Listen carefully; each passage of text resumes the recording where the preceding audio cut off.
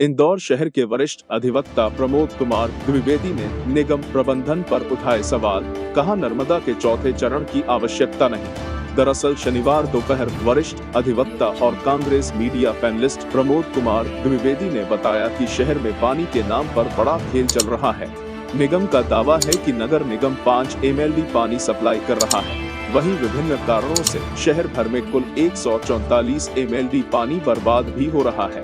द्विवेदी ने सवाल उठाया कि पानी के प्रबंधन को रोकने के बजाय नर्मदा के चौथे चरण को लाने की बात की जा रही है, जिसकी कोई आवश्यकता ही नहीं है। साथ ही द्विवेदी ने निजी बोरिंग, प्राइवेट टैंकर पानी की कालाबाजारी सहित जल को प्रबंधन के आंकड़े रखकर अधिकारियों से जवाब तलब किया है। अब नगर निगम प्रतिदिन 37,10,000 रुपए खर्च करके 222 टैंकर चला रहा है। सवाल यही है कि कृष्ण मुरारी मोघे जी के कार्यकाल के समय केवल 22 इंच बारिश हुई थी और उन्होंने निजी टैंकर नहीं चलाने दिए थे। नगर निगम के ही टैंकरों से पूरे इंदौर में पानी सप्लाई किया था। तो मोघे जी गलत थे या आज गलत है?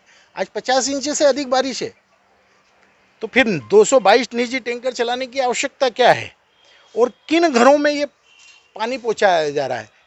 वो 57,000 घरों में, जहां पर न तो नर्मदा की लाइन है न निजी बोरिंग है। केवल उन 57,000 घरों में आप पानी पहुंचा रहे हैं। कितने बोरिंगों से पानी पहुंचा रहे हैं? 50,000 से अधिक संख्या में तो विधायक निधि, सांसद निधि, अन्य निधियों से, नगर निगम की निधियों से बोरिंग हुए हैं। फिर भी इंदौर पे ऐसा है। सवाल यही है कि अगर नर्मदा के चौथे चरण की आपको अति आवश्यकता है, तो इस संबंध में आपने जनप्रतिनिधियों की बैठक क्यों नहीं की? इंदौर के मामले में विशेषज्ञों का ये कहना है कि 67 जल प्रदाय क्षेत्र ऐसे हैं जिनका अगर उपयोग करा जाए तो हमें नर्मदा के अगले चरण की आवश्यकता नहीं है। जब नर्मदा में ही पानी नहीं रहेगा तो आप कितने भी चरण लेके आए, आपकी आवश्यकता की पूर्ति नहीं होगी। मेरा सीधा सीधा आरोप है ये अधिकारियों का खेल है। कुल कितने बोरिंग हुए? अभी सरकार ने बोरिंगों पर प्रतिबंध लगाया था। वो प्रतिबंध 2 शर्तों पर हटाया कि अगर आपके पानी के पेयजल की आपूर्ति की आवश्यकता होने पर और खेती की आवश्यकता होने पर। तो इंदौर शहर में तो खेती हो नहीं रही है। तो 1 लाख से अधिक अभी 6 महीने के अंदर बोरिंग हो गए। बोरिंग एजेंसियों से पता करेंगे तो आप वो स्पष्ट कर देंगे कि 1 लाख से अधिक बोरिंग हो गए। तो ये 1 लाख घरों में अगर बोरिंग हो गए तो फिर तो कोई आवश्यकता ही नहीं टैंकर चलाने की,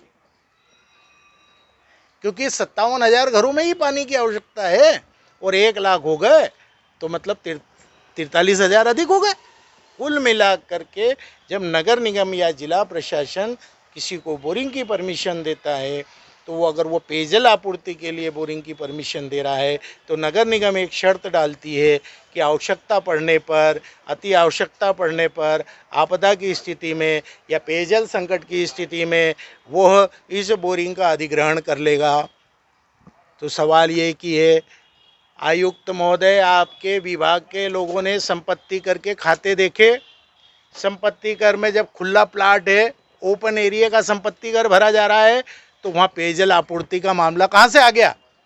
इसका मतलब है कि मकान निर्माण करने के लिए आप बोरिंग की परमिशन देते रहे हैं। जब भूजल स्तर खत्म हो जाएगा, नर्मदा का पानी खत्म हो जाएगा, तो ये शहर क्या होगा? शहर तो विकराल रूप से बढ़ता जा रहा है। तो शहर की आवश्यकता की पूर्ति के लिए बुद्धिजीवियों के साथ, इस शहर की नब्ज को पहचानने वाले लोगों के साथ एक सामूहिक बैठक होना चाहिए। अब अधिकारियों के आधार पर किसी भी प्रकार की योजना नहीं बनना चाहिए।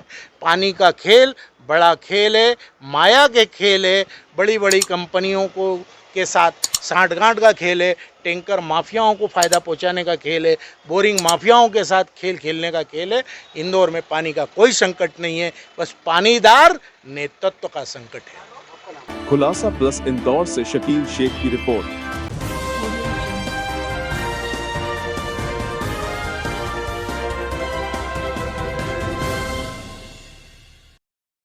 चॉइस बेकरी लाए है रमजान स्पेशल नान पराठा, ड्राई फ्रूट शिरमाल, दिल्ली नान, ड्राई फ्रूट टोस्ट, काजू chocolate biscuit, dry fruit role, pineapple बादाम बिस्किट। आइए और महसूस करिए खुशियों के जायके, बेहतरीन जायकों के साथ ऊंचा मयार भी। शॉप नंबर 20, नाहर शाह वाली दरगाह के सामने, पाकीज़ा लाइफस्टाइल रोड, खजराना, इंदौर।